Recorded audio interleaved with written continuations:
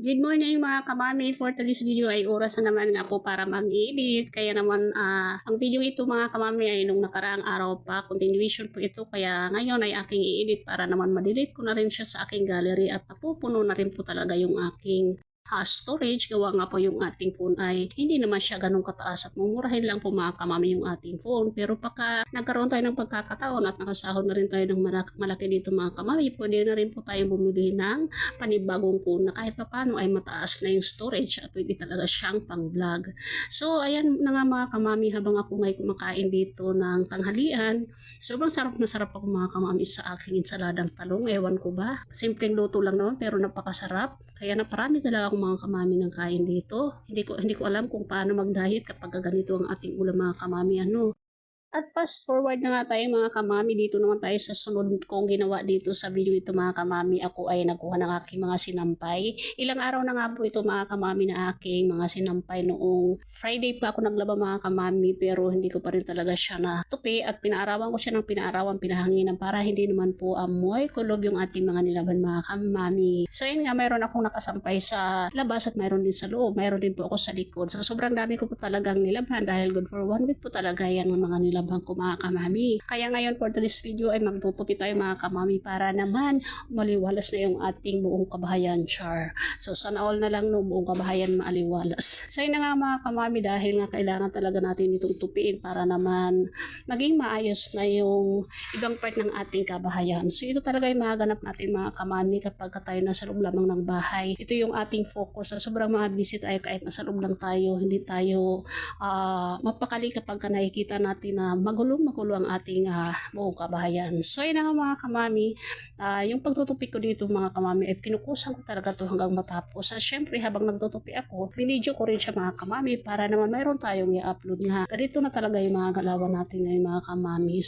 At pagdating nga ng gabi mga kamami, ito naman yung aking next na ginawa. Buong maghapon talaga to mga kamami ang video na ito, kaya todo-todo ko na to i-edit ngayon para ma-delete ko na ito sa aking gallery. So pagkadating ng gabi mga kamami, naisipan kong palitan tong aking kortina. Alam niyo mga kamami, yung aking kortina na yan ay sinabit ko lang talaga. Hindi ko na yan nilagyan ng bakal ba na panlalagyan or kahit anong pwedeng ilagay dyan sa mga mga bilog na yan kasi ring kortina naman siya. Oo. So ngayon, tinanggal ko lang siya mga kamami at naghanap ako ng straw para naman gagamitin ko sa paglagay ng kortina. Gusto ko mga kamami lagyan ng kortina dito sa part na ito kasi lapos ito doon sa aking sala, nakikita doon. So habang kumakain kayo mga kamami, makikita yung ating subo. Kaya tinatakpan ko talaga siya dito. Okay lang naman siya mga kamami kasi dito sa part ng aking may table ay may bintana naman siya, so may hangin pa rin. Kaya okay lang matatakpan tayo doon. So yun na nga mga kamami, habang ako ay naglalagay ng tali dyan sa aking kortina ay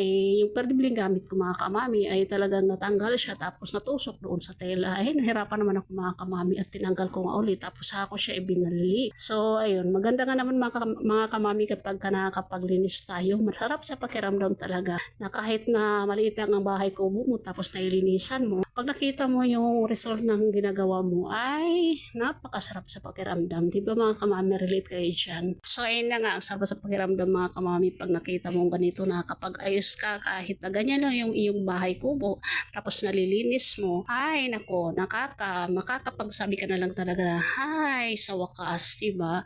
So ayun na nga mga kamami, inayos ko rin yung aking table siya ng pagkakalagay kasi nagkanda, tabingin ay wala na siya sa ayos sa kakatulak ko kanina. At yun na nga mga kamami, natapos na rin tayo dyan at fast forward ulit tayo. At dahil nga nakita ko yung aking lababo at sinipag talaga tayo mga kamami dito, lininis ko muna itong aking lababo mga kamami. Oo, nilagyan ko siya ng sabon at sunrox para naman matanggal yung mga dumi-dumi ba at matanggal din yung, alam mo yun, sa mga gilid-gilid talagang brinas ko siya ng maayos para naman kahit nailagay natin yung ating mga hugasan dyan ay malinis siya mga kamami. Kaya tuwang-tuwa talaga ang mga kamami tayo ngayon na nalinis natin yung mga simpleng madalas nating ginagamit, no? Nalilinis natin kasi mahirap yung gamit lang tayo ng gamit tapos hindi natin nililinis. Andyan na nag-ipon-ipon na yung mga hindi dapat maipon, di ba mga kamami? So after ko dyan mga kamami maglinis ng lababo at nahihugasan na ako, kaya hinugasan ko na rin siya mga kamami. Tinuloy-tuloy ko na yung aking ginagawa para pagkatapos ng mga gagawin ko lahat ay pahinga na ang pahinga na tayo mga kamami, ganon. O di ba marami tayong hugasan dyan mga kamami. Oo, at syempre hinugasan ko muna yan. Hindi tayo pwedeng sumuko, hindi tayo pwedeng tumigil hanggat hindi natatapos yung ating ganap ngayong araw na ito mga kamami. At alam natin kapag kayo numpisa natin yung ating ginagawa, may matatapos tayo at matatapos din talaga yan. Kaya gugulang tayo sa ating mga ganap mga kamami. At fast forward na rin tayo mga kamami, hanggang dito muna ito at sunod tayo sa ating video. Meron pa akong ginawa dito mga kamami.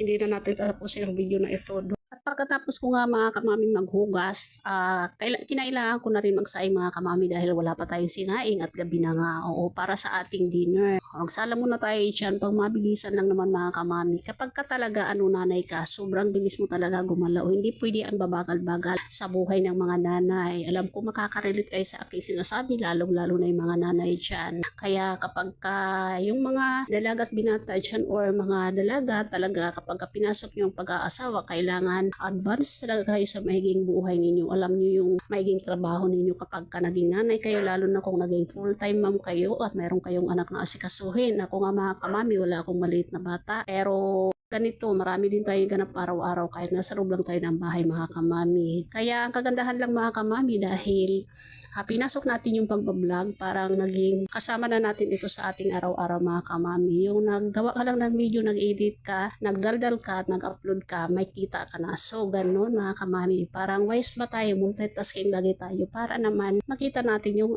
yung result ng ating ginagawa sa araw-araw. Kasi kung nasa bahay ka mga kamami tapos pinasok mo rin yung pagbablog, sinishare mo kung ano yung mga ganap mo araw-araw. Maraming nakaka-relate mga kamami na viewers at yung iba talaga nagugustuhan yung mga video mo dahil relate sila sa sitwasyon kung anong mayroon sila. So ayan mga kamami, natapos na rin ako dyan mga kamami sa aking paghugas at sa aking pagsaing. Nakasalang na siya.